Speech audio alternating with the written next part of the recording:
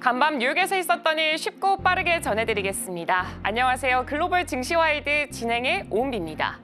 간밤 뉴욕 증시 3대 지수는 일제히 하락하면서 마무리가 됐습니다. 간밤에 있어서 다양한 지표들이 발표가 됐습니다. 소매 판매 지표 그리고 고용 지표까지 발표가 되는데 자세히 살펴봤더니 미국 경제 여전히 탄탄하게 유지가 되고 있다라는 것을 보여줬습니다. 그리고 가장 주목됐었던 건 스콧 베센트 재무장관의 인사청문회가 아니었을까 싶은데요. 이 안에서 재무장관 지명자는 이 트럼프의 관세 정책을 어느 정도 옹호하는 분위기를 자아냈습니다. 그리고 어제 미 증시가 워낙 많이 올랐었기 때문에 간밤에 있어서 미국 증시는 한 템포 쉬어가는 분위기를 또 보여주기도 했습니다. 더 자세한 이야기는 잠시 후 글로벌 마켓 리뷰를 통해서 함께 이야기 나눠보도록 하겠습니다. 그럼 먼저 오늘 실시간 헤드라인부터 바로 열어보도록 하겠습니다. 먼저 첫 번째 헤드라인부터 확인해 보겠습니다. 3대 주가 지수가 하락 마감했습니다. 소매 판매 지표가 발표가 됐는데 예상치를 밑돌았지만 자세히 살펴봤더니 핵심 수치는 견고한 모습을 보이면서 시장에는 충격을 크게 주지는 않은 모습이었습니다. 이어서 두 번째 헤드라인 열어보도록 하겠습니다. 두 번째 헤드라인은 애플 관련된 이슈입니다. 애플의 전체 매출이 예상보다를 상회하는 수치를 보여줬는데 중국에서는 다소 부진한 모습을 보여줬습니다. 특히나 중국 안에서는 항상 1등을 달려왔던 애플이 이 화웨이와 비보에 밀리면서 3위까지 하락을 하게 됐습니다. 그렇게 되면서 주가가 4% 이상 떨어지는 모습을 보여주기도 했습니다. 이어서 세 번째 헤드라인도 확인해 보도록 하겠습니다. 테슬라 어제 시장 안에서는 8%가 넘어가는 급등세 보여줬는데 오늘 시장 안에서는 3%가 넘어가는 급락세를 보여줬습니다. 테슬라의 사이버 트럭이 돌연 할인 판매에 들어간다라는 소식이 들었습니다. 이렇게 되니까 이제 잘 팔리지 않으니까 할인하는 게 아닐까라는 우려감에 주가는 하락세를 보였습니다. 이어서 마지막 헤드라인까지 확인해 보도록 하겠습니다. 대표적인 트럼프 수혜주로 거론이 되고 있는 게 바로 또 리플이 있습니다. 지금 트럼프 취임을 앞두고 연일 랠리하는 모습을 보여주는데 오늘장 안에서는 3.39달러까지 상승세를 그리기도 했습니다. 그럼 이제 맵을 열어서 약 1시간 전에 마감했던 시장 상황 자세하게 살펴보도록 하겠습니다. 일단 전반적으로 혼조세가 강하게 보여주고 있고 M7 종목들은 일제히 하락세를 그려내고 있습니다. 특히나 애플과 테슬라는 방금 전 실시간 헤드라인을 통해서 전달해 드렸다시피 이런 이슈로 인해서 오늘장 안에서 주가는 꽤나 깊은 폭의 하락세를 나타내고 있고요.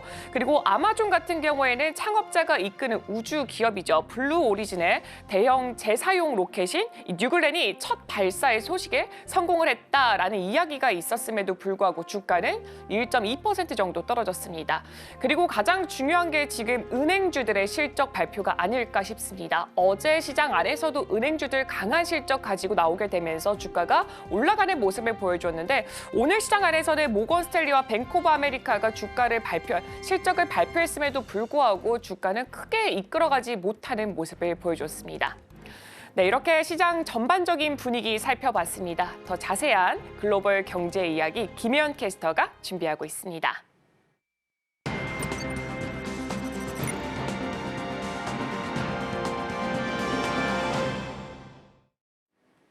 아침에 읽는 어젯밤 미증시 이야기 종목 브리핑으로 시작해봅니다. 뉴욕 증시는 차익 실험 매물이 출회하면서 3대 지수 동반 하락세로 마감했습니다.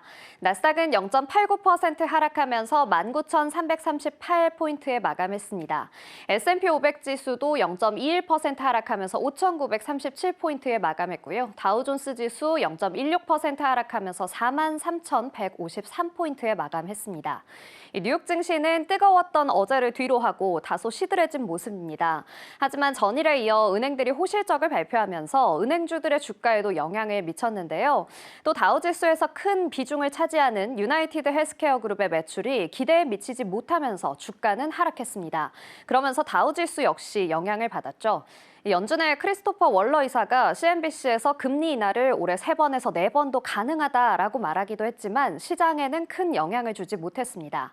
트럼프 2기 행정부의 재무장관 지명자 스콧 베센트는 청문회에서 트럼프의 정책이 인플레이션을 일으키지 않을 것이라고 말하면서 러시아에 대한 더욱 강력한 제재가 남아있다고도 말했습니다.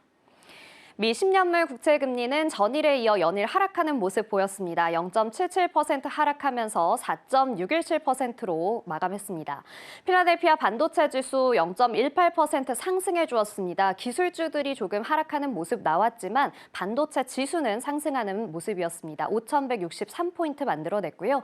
WTI 유가 지수는 1.16% 하락하면서 배럴당 77.80달러에서 거래됐습니다. M7 종목들 일제히 하락하면서 마감을 했는데요. 애플부터 보시죠. 애플은 4.04% 하락하는 모습 보였습니다. 228.26달러에 마감을 했는데요. 수년간 중국 내 스마트폰 판매 1위를 달리던 애플이 지난해 비보와 화웨이 등 중국 업체들에 밀리면서 3위로 떨어졌다는 소식과 함께 오늘 주가가 하락하는 모습 보였습니다. 엔비디아도 오늘 1.96% 하락하는 모습 보였습니다. 133.57달러에 거래 마쳤습니다. 엔비디아는 양자 컴퓨팅 인력 대규모 채용 공고를 냈다는 소식이 전해졌습니다. 또 GTC 2025 첫날 양자 컴퓨팅 행사 개최를 예고하기도 했습니다. 그러면서 오늘 시장에서는 양자 컴퓨팅 관련 종목들의 주가가 요동치기도 했습니다. 마이크로소프트 0.41% 하락하면서 424.58달러에 거래 마쳤습니다. MS는 개인을 위한 마이크로소프트 365 제품에 코파일럿 AI 기능을 추가했다고 발표했습니다. 그러면서 구독 가격을 3달러 인상하기도 했습니다. 아마존은 1.20% 하락하면서 220.66달러 기록했습니다. 아마존은 남아프리카 공화국에 워크인 센터를 오픈하고 패션 및 피트니스 그룹에서 200명을 감원하겠다고 발표했습니다. 이어서 메타플랫폼스입니다. 메타플랫폼스 역시 1% 가까운 하락세 보였습니다. 0.94% 하락하면서 611.30달러 만들었습니다. 틱톡의 금지를 앞두고 가장 수혜를 받을 종목으로 꼽히고 있는데요. 트럼프 행정부가 틱톡의 유지를 지지할지 관심이 쏠리고 있는 상황입니다. 테슬라는 3.36% 하락하면서 413달러 선의 종가 형성했습니다. 전일 8% 넘는 급등세를 보였던 테슬라, 오늘은 그 상승분의 절반 가까이 반납한 채 마감을 했는데요. 골드만삭스는 테슬라에 대해 중립 의견을 유지했습니다. 또 테슬라의 사이버 트럭에 대한 할인 제공 소식에 주가가 하락하는 모습 보였습니다. 알파벳은 1.35% 하락하면서 192.91달러의 종가 형성했습니다. 한편 구글은 제미나이 AI 기술에 기반한 챗봇을 2025년 말까지 5억 명이 사용하게 하겠다는 의사를 밝히기도 했습니다. 이어서 투데이 핫스탁입니다. 첫 번째 종목은 넷플릭스입니다. 오늘은 소폭 하락하며 마감을 했는데요. 시포트 리서치는 다음 주 넷플릭스의 실적 발표를 앞두고 투자 의견을 기존 중립에서 매수로 한 단계 상향 조정했습니다. 목표 주가 역시 955달러로 제시하면서 낙관적인 전망을 이어갔는데요. 시포트 리서치의 애널리스트는 넷플릭스의 매출 성장, 마진 확대, 잉여 현금 흐름 등에 힘입어서 핵심 보유 종목으로 부각될 것이라고 말하기도 했습니다. 또 이번 분기 넷플릭스 가입자 수가 900만 명을 기록할 것으로 내다보면서 오징어 게임 2와 같은 강력한 콘텐츠와 스트리밍 이벤트 등 여러 긍정적인 모멘텀이 있다고 덧붙였습니다. 이번 21일 장 마감 후 발표될 실적에 관심이 쏠리고 있습니다. 이어서 TSMC입니다. 3.86% 상승하면서 214달러 선에 종가 형성했습니다. 이 TSMC가 예상치를 웃돈 분기 실적에 개장 전 4% 넘는 강세를 보이면서 출발을 했습니다. 이날 TSMC는 AI에 기반한 첨단 칩에 대한 수요 효과로 예상보다 높은 수준의 분기 실적을 거뒀다고 밝혔습니다. TSMC의 지난해 4분기 주당 순이익은 2.24달러, 매출액은 269억 달러를 기록했는데요. 월가의 전망치였던 2.18달러와 263억 달러를 넘어서는 수준입니다. 같은 기간 TSMC의 순이익은 전년 동기 대비 57% 급증했습니다. 역시나 시장의 전망치를 웃도는 수치였습니다. 또 2025년에는 자본 지출이 크게 증가할 것으로 예상하고 미국과 일본의 신규 시설 생산량이 크게 증가할 것이라고 예상하기도 했습니다.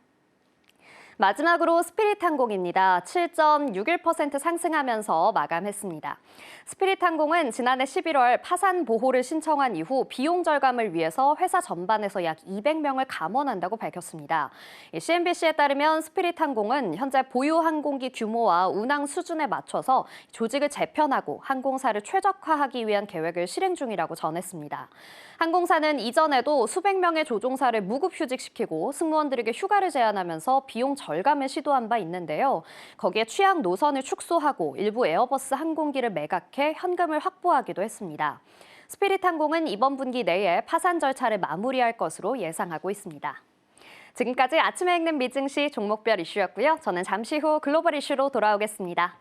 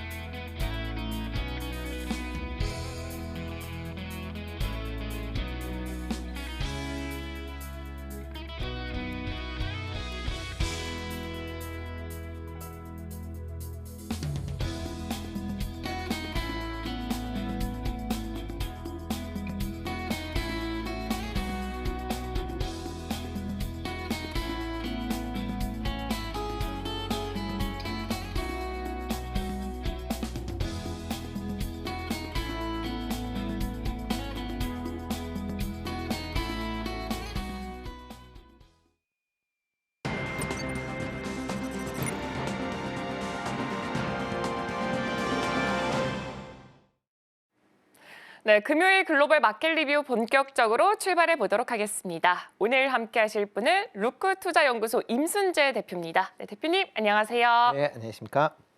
네, 그럼 오늘 함께 이야기 나눠볼 헤드라인부터 바로 열어보도록 하겠습니다.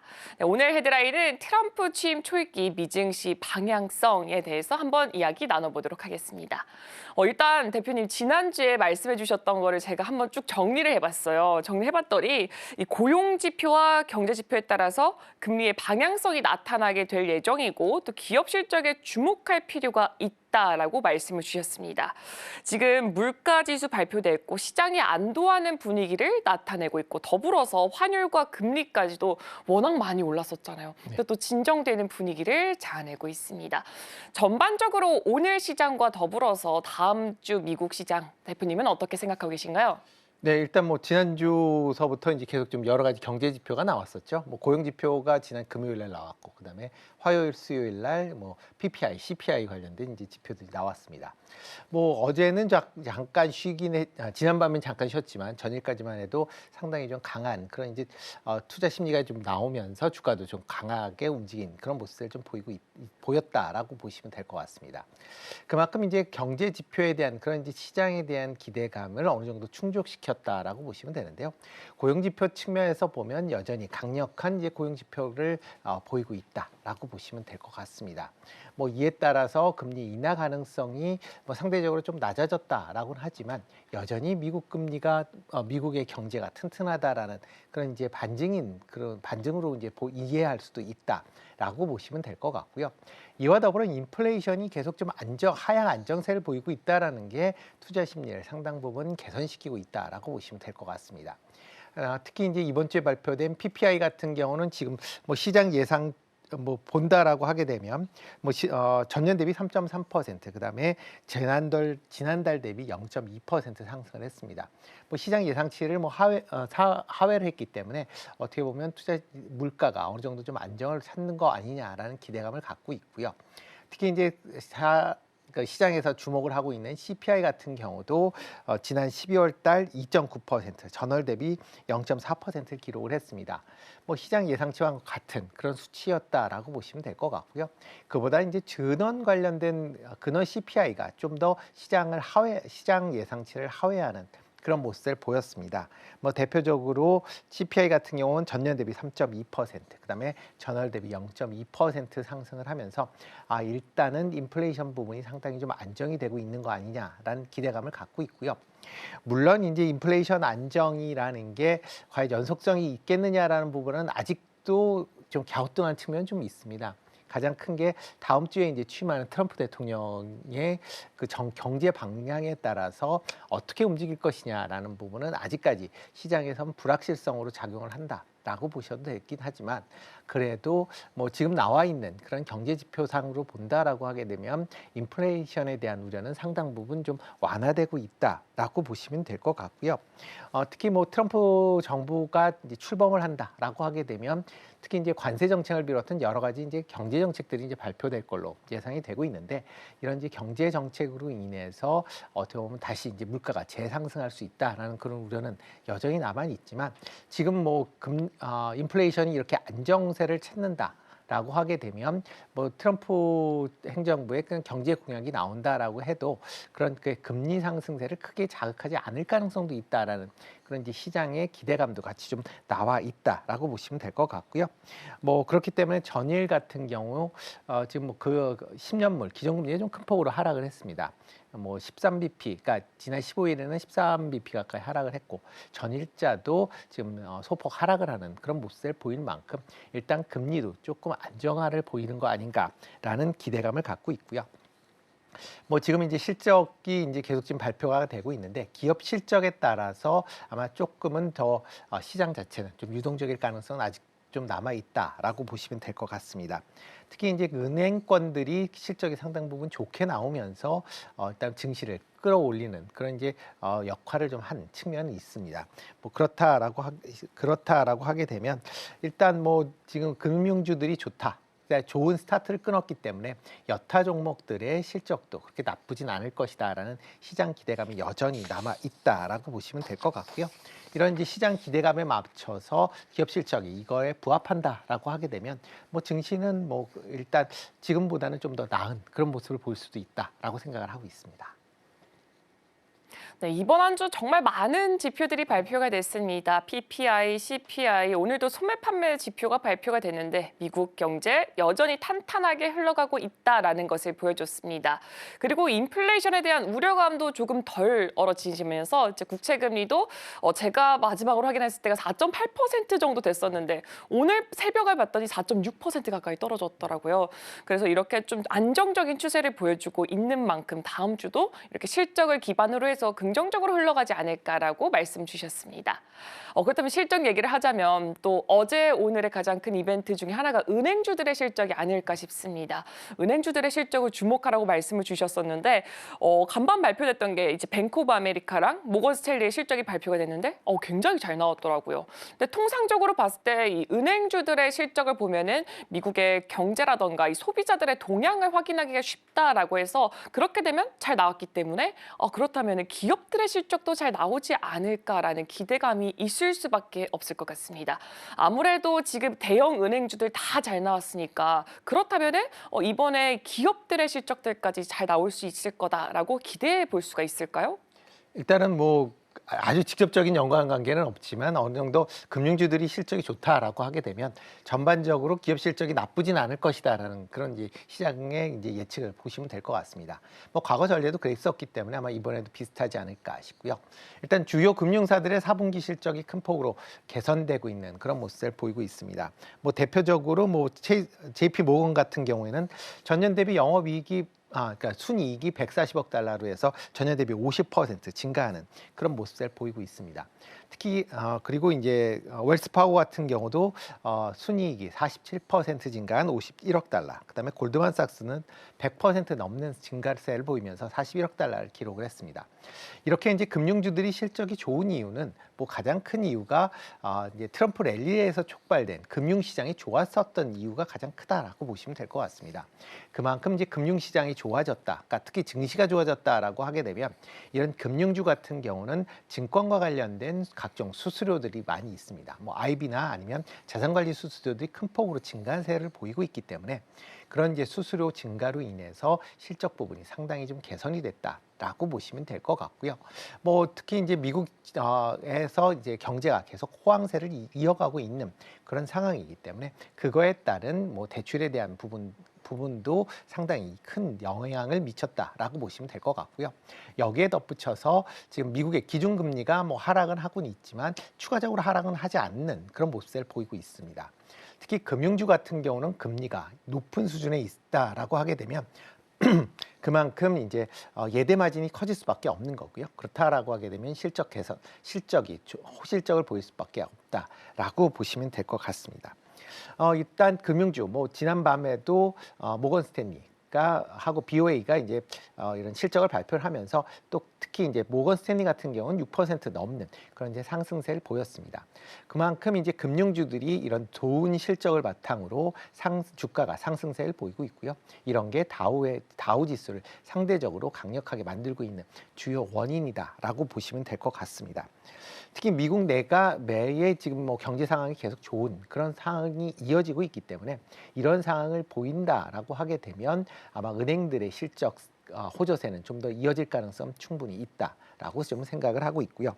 이와 더불어 이제 미국의 기준금리 인하가 상당히 오래 더뎌질 걸로 예상을 하고 있습니다. 지금 이렇게 더뎌진다라고 하게 되면 그만큼 기업 입장에서 그러니까 이런 금융주 입장에서 보면 예대 마진이 여전히 높은 수준을 유지할 가능성 충분히 있기 때문에 그런 점을 본다라고 하게 되면 금융주들은 당분간은 좀 좋은 그런 흐름이 좀 이어질 가능성은 있다라고 보여지고요. 다만 이제 단기적으로 좀 많이 올랐다라는 측면은 부담으로 작용할 수도 있으니까 그런 점은 투자하실 때 유의해 보실 필요가 있다라고 보시면 되겠습니다. 이뿐만 아니라 일반 기업들의 실적도 이제 본격화될 걸로 예상이 되고 있는데요. 이런 기업들 실적도 상당 부분 개선되는 그런 모습세가 좀 이어질 가능성은 충분히 있다라고 좀 생각을 하고 있습니다. 일단 미국의 이제 경제가 계속 좋다라는 게 가장 큰 이유다라고 보여지고요.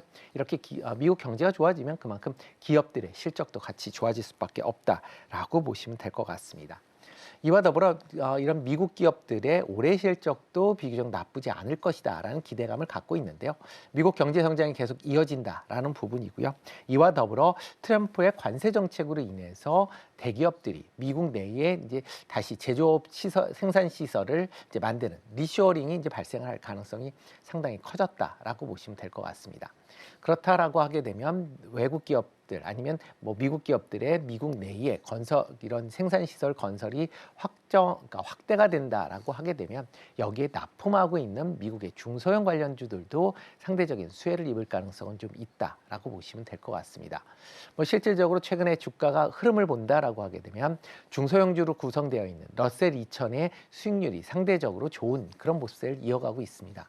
그런 관점에서 본다라고 하게 되면 이런 미국 기업들의 이런 실적 자체는 아마 올해도 좋은 게 이어질 수 있다라고 생각을 하고 있습니다.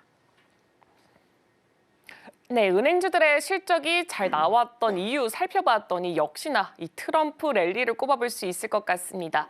트럼프 랠리로 인해서 금융시장이 활기를 되찾자 이로 인해서 수수료도 꽤나 많이 발생했을 걸로 보여지고 있습니다. 앞으로도 긍정적인 전망까지 제시해 주셨습니다. 근데 이제 대표님 방금 트럼프 얘기를 말씀을 주셨는데 이제 트럼프 취임식이 정말 며칠 남지가 않았어요. 엊그제 같은데 벌써 이제 다음 주로 다가왔습니다. 이렇게 되면서 과연 트럼프가 이제 우리가 주목하는 게 트럼프가 뱉었던 그 말들, 과연 정책을 이행할 수 있을까? 그중에서도 우리는 아마 관세를 가장 많이 집중하지 않을까 싶습니다. 처음에만 하더라도 100%다, 120%다 이런 얘기도 하다가 보편 관세 얘기했다가 부분 관세 얘기했다가 지난주에는 또 갑자기 경제 비난 사태를 선언하기도 했다가 또 이번 주 안에서는 점진적 관세를 부과하겠다라는 이야기도 나오고 있습니다. 어쨌든 간에 지금 관세 자체를 부과하겠다라는 입장은 그대로 유지가 되고 있는데 이 관세 정책이 과연 어떻게 나올지가 가장 궁금하고요. 각국에서도 지금 대비를 하고 있잖아요. 그렇다면은 대비를 하게 되면서 어떻게 좀 글로벌 경제는 어떤 변화를 맞이하게 될까요? 네, 트럼프 대통령, 그러니까 당선인이 이제 취임이 이제 1월 20일이죠. 월요일, 다음 주 월요일이다라고 보시면 되는데, 미국은 그날 자체가 이제 휴장일이기 때문에 이런 이제 대통령 이제 취임하면서 같이 이제 휴장을 한다라고 보시면 될 것 같고요. 일단 트럼프 당선인이 이제 관세 정책에 대해서 지금 여러 얘기가 나오고 있는데 아직까지는 어떤 이제 방향성 자체가 네, 죄송합니다. 방향성 자체가 아직 정해져 있지는 않다라고 보시면 될 것 같습니다. 그러니까 그 트럼프 행정부 내에서도 여전히 관세를 어떤 식으로 정책에 활용할지에 대한 부분이 뭐 계속 논란이 좀 있는 걸로 이제 보여지고 있고요. 다만 이제 관세 정책이 없어지지는 않고요. 어떤 식으로든 나올 걸로 예상이 되고 있으니까 그 점은 아마 주목을 해 보셔야 되지 않을까 싶습니다. 특히 이제 트럼프 이제 당선인이 취임을 한다라고 하게 되면 지금 뭐 행정명령에 대한 얘기들이 많이 나오고 있습니다. 특히 지금 뭐 미국의 이제 행정명령 같은 경우에는 뭐 대통령이 거의 뭐 법률에 가까운 그런 이제 내용을 뭐 발표를 할 수 있기 때문에 특히 의회의 이제 제한을 받지 않는 범위 내에서 할 수 있다라는 게 최대의 강점입니다. 그렇기 때문에 뭐 미국 같은 경우는 행정명령들을 대통령 명령으로 이제 많이 이제 발표를 하게 되는데 아마 이번에 트럼프 같은 경우에는 아마 100개 이상의 지금 행정명령이 나올 것이다라고 얘기를 하고 있고요. 뭐 지금 일부 얘기로는 뭐 300개까지도 나올 수 있다라고 뭐 얘기를 하고 있는데 뭐 그렇게까지는 안 나올 것 같고 지금 뭐 시장 예측치는 한 100개 넘을 것이다라고 예상을 하고 있습니다. 뭐 지금 트럼프 1기 때에 지금 총 그러니까 발표된 게 한 220건에 정도 된다라고 하고 있고요. 근데 바이든 행정부에서도 한 170건 정도가 지금 행정명령이 발표가 됐던 전례가 있습니다. 그거에 비해서 하루에 100건이 넘는다라고 하게 되면 그만큼 행정명령이 좀 강하게 좀 나온다라고 보시면 될 것 같고요. 특히 이런 행정명령의 대부분은 아마 트럼프 당선인의 대선 공약과 관련된 사항들이 상당히 좀 많을 것이다라고 지금 예상들을 하고 있습니다. 대표적으로 뭐 이민 관련된 정책 아니면 관세 관련된 정책, 뭐 보조금과 관련된 정책들에 대해서 아마 발표가 될 것이다라고 예상이 되고 있고요. 이런 이제 행정명령이 발표가 된다라고 하게 되면 아마 시장에는 상당히 좀 영향을 미칠 가능성은 충분히 있습니다. 그러니까 행정명령이 어떤 형태로 그러니까 발표가 되느냐 그 내용에 대해서 아마 관심 있게 좀 보셔야 되지 않을까라는 생각을 해보고 있고요. 뭐 특히 그 중에서 이제 가장 시장에서 주목하는 거는 관세 정책과 아마 보조금 관련된 그런 정책과 같은 경제 정책이 아닐까라는 생각을 해보고 있습니다. 특히 이제 관세 정책이 발표된다라고 하게 되면 과연 관세를 어떤 형태로 이제 물릴 것이냐, 그러니까 인상을 할 것이냐라는 게 시장에서 가장 큰 관심이다라고 보시면 될 것 같고요. 뭐 지난주에도 말씀을 한번 드렸듯이 지금 뭐 여러 가지 이제 국가 비상사태까지 이제 선언을 할 걸로 할지 여부도 이제 나올 만큼 이렇게 이제 이런 이제 관세를 단순히 경제적인 문제뿐만 아니라 이제 사회 전반적인 문제 해결을 위해서 아마 활용할 가능성은 좀 상당히 높아 보인다. 라고 보시면 될 것 같고요. 그러다 보면 관세를 다양하게 또 그렇게 광범위하게 할 가능성도 배제할 수 없다라고 보시면 될 것 같습니다. 이와 더불어 지금 대외 수입청이라는 부분도 지금 뭐 새롭게 설립을 하겠다라고 지금 밝힌 그런 상황입니다. 뭐 대외 수입청이다라고 하게 되면 뭐 관세나 아니면 뭐 해외에서 뭐 발생하는 수입에 대한 그런 이제 세금을 물리는 그런 이제 부분이다라고 보시면 될 것 같고요. 이런 이제 관세 관련된 부분이 청이 생긴다라고 하게 되면 뭐 상당히 뭐 이런 관세 정책에 대해서 좀 더 좀 적극적인 그런 행보가 기대가 될 수 있다라고 보여지는데 다만 이런 이제 대외 수입청 같은 경우 기존에 있는 뭐 세관이나 국세청과의 이제 업무가 겹치는 그런 문제도 좀 있습니다. 그러니까 그런 문제를 어떻게 해결할지도 같이 좀 주목해 보셔야 되지 않을까라는 생각을 해보고 있고요. 이런 이제 트럼프 이제 정부가 새로 이제 된다라고 하게 되면 이런 관세 정책이 나올 것이다라는 것 때문에 글로벌 전체적으로는 상당히 좀 부정적인 영향이 좀 강하지 않을까 싶습니다. 특히 이제 미국에서 관세를 높인다라고 하게 되면 그만큼 미국 내로 수입되는 물량이 좀 감소될 수밖에 없습니다. 그렇다라고 하게 되면 글로벌 전체적인 어떻게 보면 경제 활동성에 대해서는 조금 더 지금보다는 좀 둔화될 가능성은 있다. 라고 생각이 되고 있고요. 뭐 미국을 제외한 나머지 국가들 경제에는 상당히 부정적으로 영향을 미칠 가능성은 있다라고 생각을 하고 있습니다. 뭐 그렇기 때문에 지금 뭐 트럼프 대통령 취임식에 각국에서 이제 중요한 그런 이제 인사들이 대거 참여를 하고 있는 그런 상황입니다. 뭐 과거에 미국 대통령이 취임한다라고 하게 되면 뭐 그렇게 취임은 하나보다라고 이제 생각을 했는데 이번 같은 경우에는 뭐 각국에서 고위직들이 이제 참여하는 경우들이 많고요. 대표적으로 일본 같은 경우는 지금 한정 이제 부주석이 참여할 예정이고요. 일본 같은 경우도 일본 외무상이 지금 참여할 걸로 예상이 되고 있습니다. 뭐 이런 식으로 각국에서 이제 뭐 대규모 이런 이제 취임 사절단들이 이제 방문할 가능성은 좀 있다라고 생각이 되고 있고요.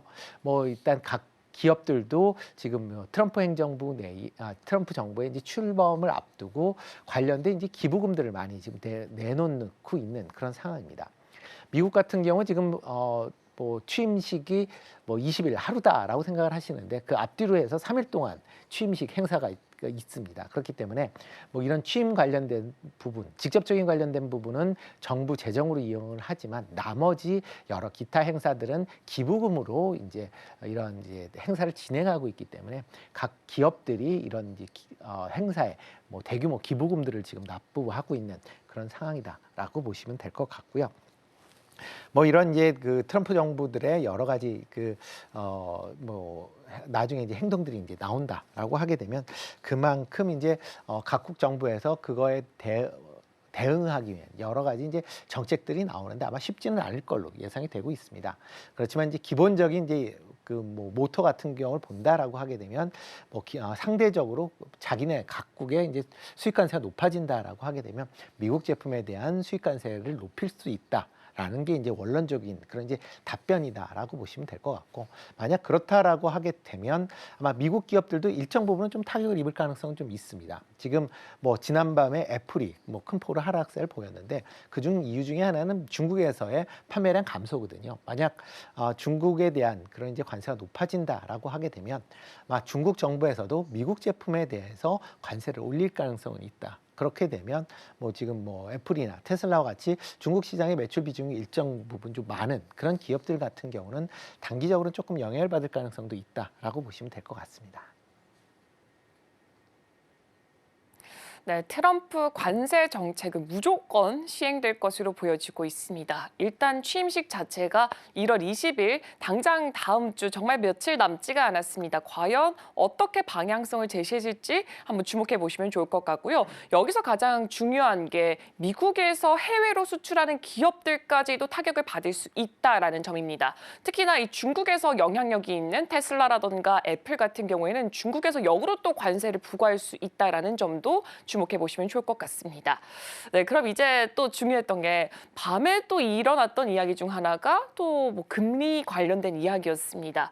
워낙 뭐 경제 지표라던가 아니 인플레이션에 대해 우려감 때문에 뭐 금리가 뭐 2회에서 1회 동결 혹은 인상까지도 나왔었는데 어떻게 보면은 이제 연준에서도 관망하는 게 아닌가라는 생각이 들 수밖에 없습니다. 근데 간밤에 이 원로 연준 이사의 얘기를 들어봤더니 금리 인하를 또 3에서 4회 정도도 열어뒀더라고요. 참 지금 다양한 이야기들이 쏟아지고 있는 가운데 앞으로의 금리 방향성과 그렇게 된다면은 증시에는 과연 어떤 영향을 미칠지 대표님의 의견 한번 여쭤보고 싶습니다.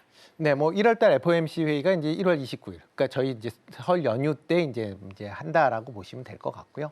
뭐 그렇기 때문에 지금 FOMC 회의 내를 본다라고 하게 되면 기본적으로 이런 1월달에는 아마 그 유지될 가능성이 상당히 이제 높다라고 지금 예상들을 하고 있습니다. 뭐 지금 시장 뭐 패드워치를 본다라고 해도 지금 1월달 금리 인상 확률을 보면 동결이 97%를 넘어설 만큼 지금 기준금리는 동결할 것이다라고 예상을 하고 있고요. 뭐 현재와 같이 안정적인 인플레이션, 그다음에 높은 고용 지표, 그다음에 높은 경제 성장률까지 같이 맞물린다라고 하게 되면 금리를 낮추기는 쉽지 않을 가능성은 좀 있다라고 좀 생각을 하고 있습니다. 그러다 보니까 뭐 패드워치 상으로 본다라고 해도 올해 내에 기준금리를 인하하는 확률을 한 1회 정도 지금 6월 달에 한 번 정도를 지금 예상을 하고 있는 그런 상황입니다. 그만큼 이제 기준금리가 인하될 확률은 뭐 상당히 좀 낮다라고 좀 보여지고요. 다만 이제 그러면 이런 기준금리를 올릴 수 있겠느냐라고 보면 그것도 상대적으로 조금 어려울 가능성은 있어 보입니다. 물론 그 인플레이션이 갑자기 또 다시 재상승을 보인다라고 하게 되면 뭐 다시 올라갈 가능성은 있습니다. 그렇지만 트럼프 당선인 자체가 기준금리 인상에 대해 상당히 부정적인 그런 내용 얘기들을 하고 있고요. 어떻게 보면 월러 이사가 지난밤에 얘기했던 내용도 트럼프 행정부가 출범을 했을 때를 대비하기 위한 그런 이제 미리 선제적인 그런 발언 아닌가 싶습니다. 그렇기 때문에 금리를 더 이상 추가적으로 내릴 수 있다라고 발언을 했다라고 보여지는데 그건 단순히 아직까지는 좀 립서비스에 가까운 그런 내용이 아닐까라는 생각을 해보고 있고요. 그렇다라고 하게 되면 연준 입장에서 보면 계속 좀 보수적인 그런 관점에서 시장을 볼 가능성이 있다. 그렇기 때문에 계속 연준이 나오면 얘기하는 게 경제 지표를 확인한 이후에 결정하겠다라는 그런 코멘트가 계속 좀 이어질 가능성은 좀 있어 보인다라고 보여지고요.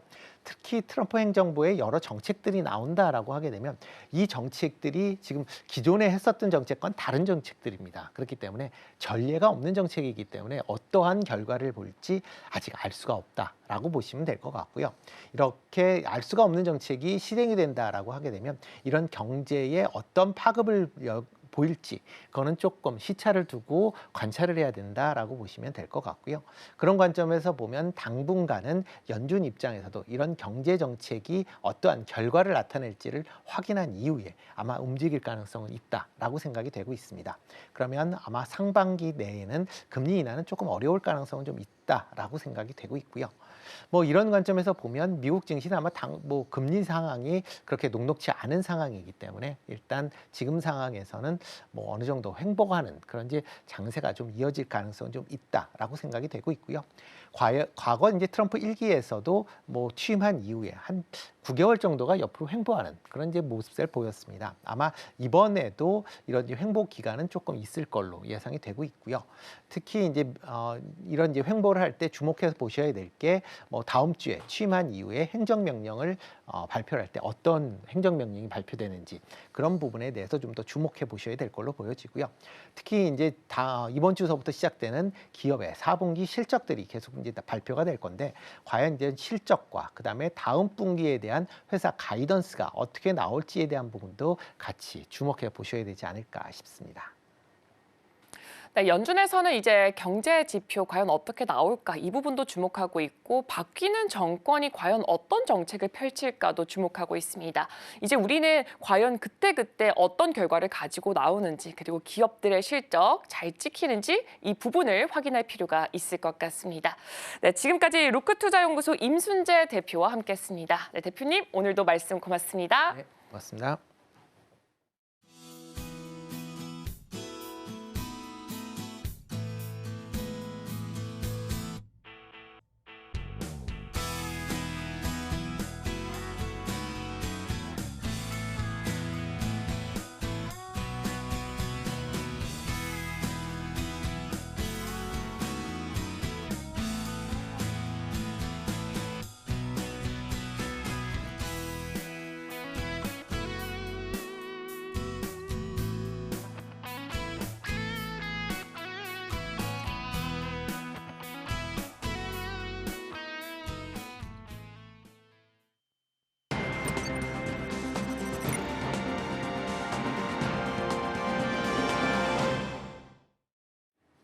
오늘 아침 빼놓을 수 없는 글로벌 이슈 쉽게 읽어드립니다. 아침에 읽는 어젯밤 미증시 이야기 어떤 이슈들이 있었는지 함께 살펴보겠습니다.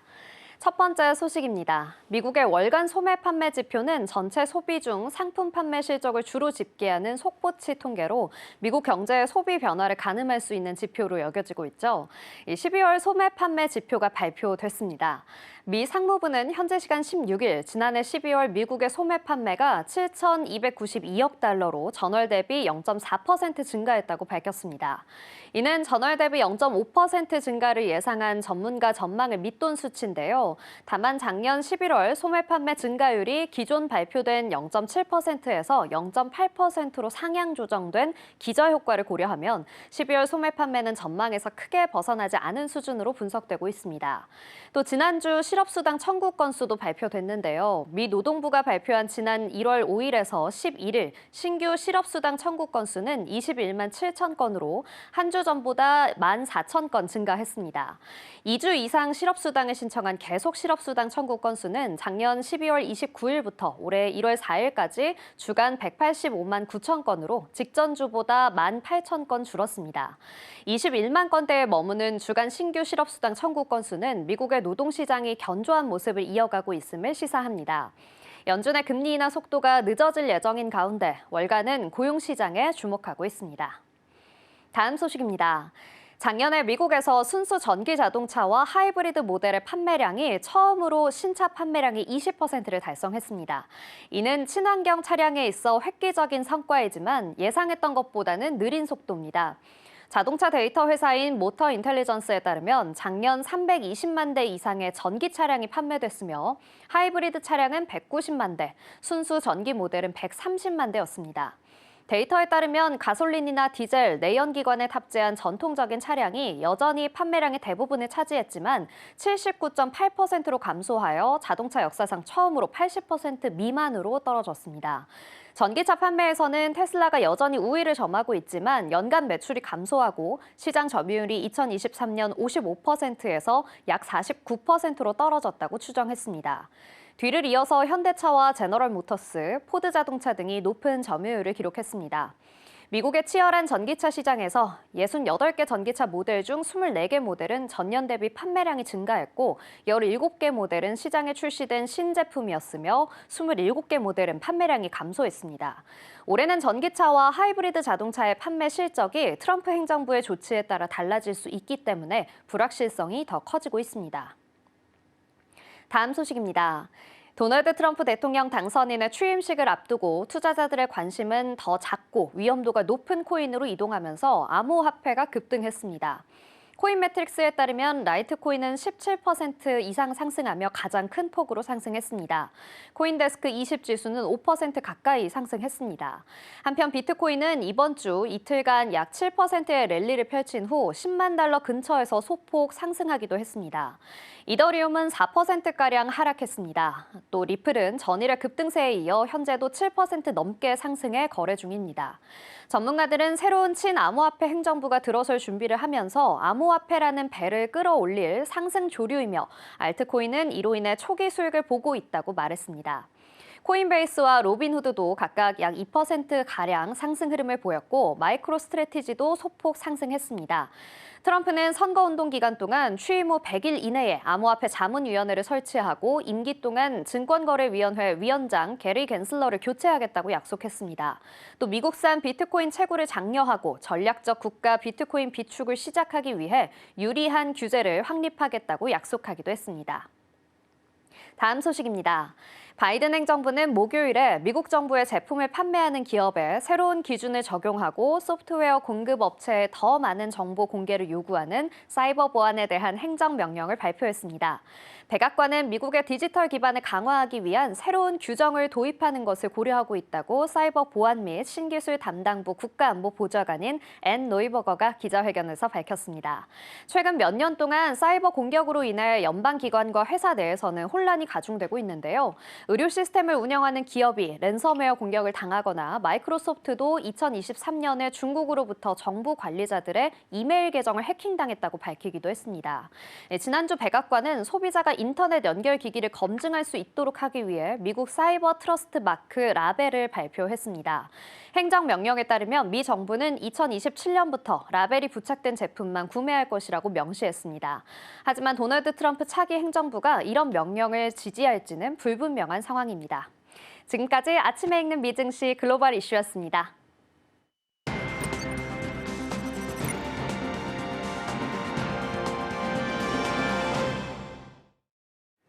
네, 투자하실 때 참고해보면 좋을 리포트 준비했습니다. 오늘 제가 준비할 리포트는 테피스트리입니다.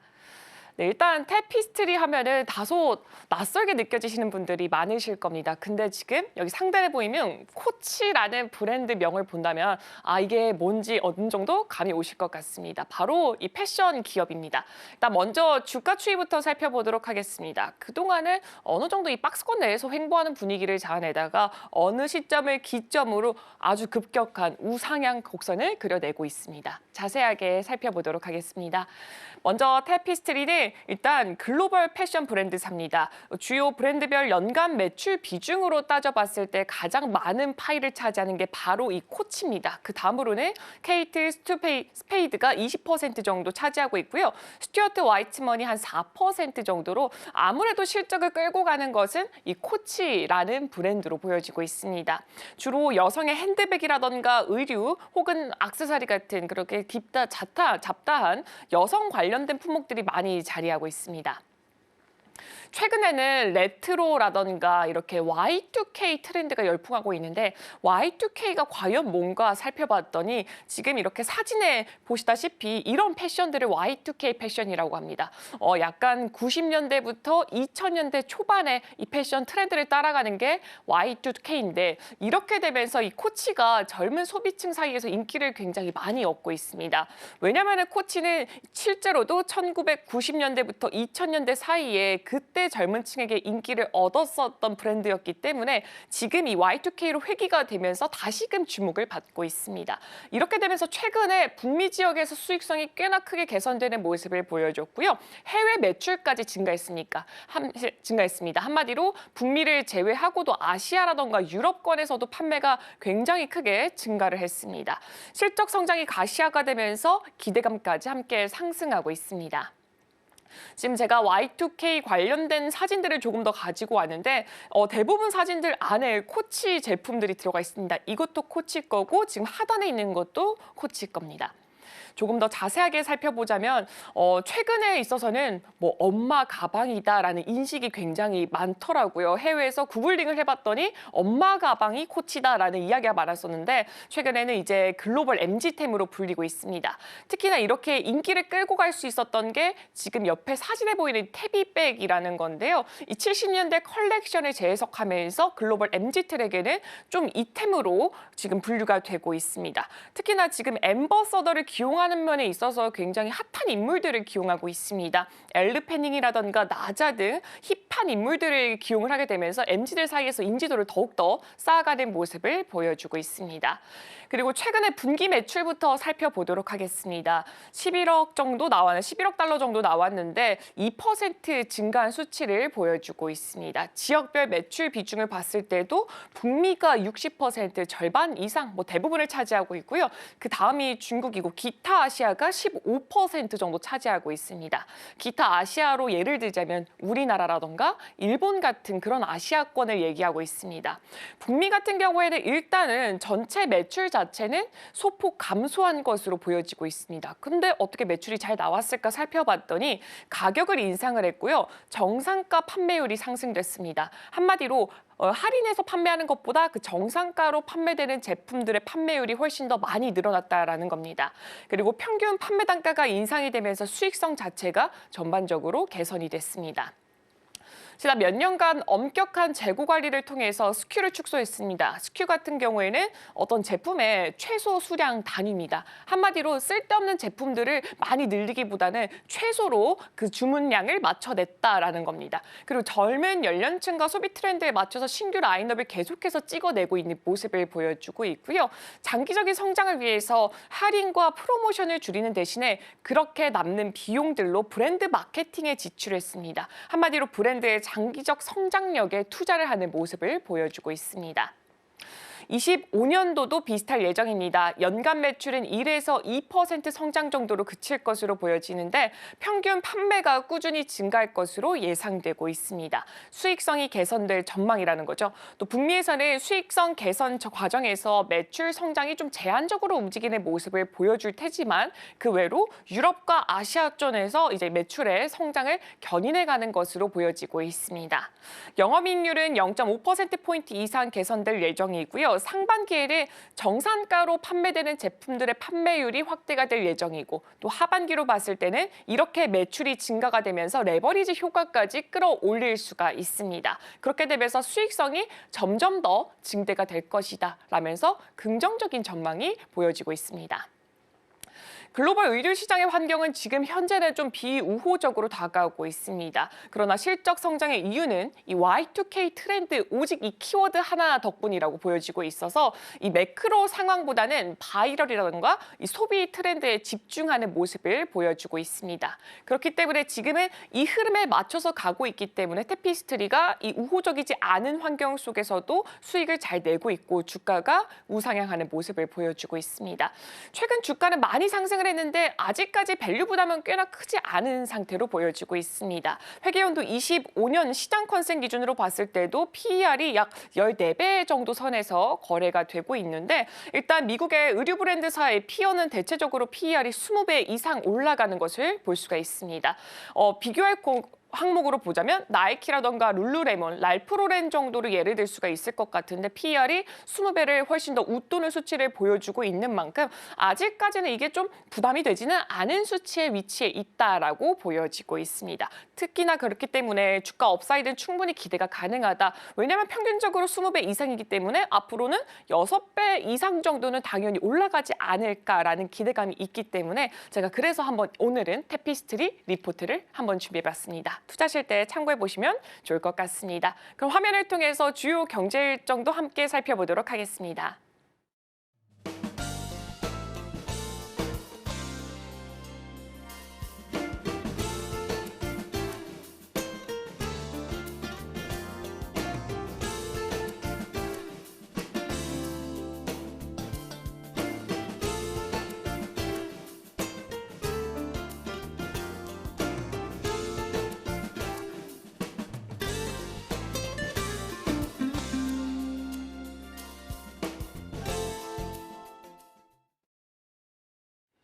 네, 오늘 글로벌 증시 와이드에서 준비한 소식은 여기까지입니다. 우리 방송에서 제공하는 정보는 투자 판단에 대한 참고 자료일 뿐 해당 종목의 가치 또는 상승과 하락을 보장하지 않습니다.